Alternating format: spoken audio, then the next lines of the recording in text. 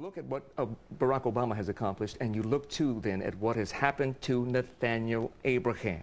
A year ago, he appeared on Fox 2, and he said these words. Listen to this. I will not let you down. I will not sell you out. I will not quit. God works miracles. Well, you're looking at a living mirror. And yet, less than a year later, he was arrested and charged with the sale and distribution of ecstasy, caught with 250 pills, according to police. John Cromer, you know Nathaniel Abraham. You are his personal mentor. What went wrong? Well, I'm going to say we're looking for a miracle. I know that Nathaniel is everything that I think that he is. He's very intelligent. He's a very smart young man. And let's go back over his history. The youngest person charged with murder in the state of Michigan. So many people gave him a chance. So many people like you and the members of Hartford Memorial Baptist Church reached out to this young man. So many people offered him a job. And yet he seemingly got caught up again in behavior that will send him to prison. Okay, as the facts begin to come out, we're hoping that, Nathaniel will be exonerated and found not guilty of these charges.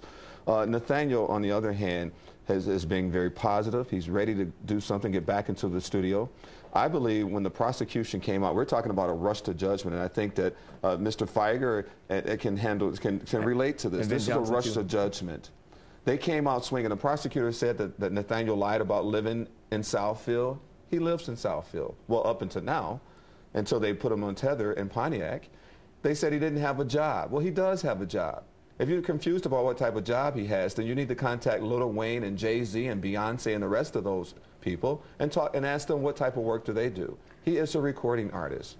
He has a contract to write to make an album. But another drug charge could only help a rap star in the making. I think it's so tragic. I think that's unfair because ecstasy is not a drug that you sell at 1:30 in the morning in a gas station parking lot. But somebody did. Well, the police said they observed the sale. That's what the police say. The police have been saying many, many things. Who do you believe? Well, I can tell you as his mentor, I have personal accounts of having Nathaniel tell me of the amounts of harassment he has undergone going back and forth to Pontiac. But if he knew that the police were watching him, as my father used to tell me when I would get in trouble, well, Dad, I didn't do it. I wasn't a part of it. Why were you there in the first place? His mother lives in Pontiac. His grandfather lives in Pontiac. Where did the drugs come from? His family is in Pontiac. Where did the drugs come from? You don't even know they're drugs yet. That's a question we need to ask the police. You don't even know that they're drugs yet. And this is the lesson that I've learned, unfortunately, after 22 years of law practice. People can say whatever they want to say about you.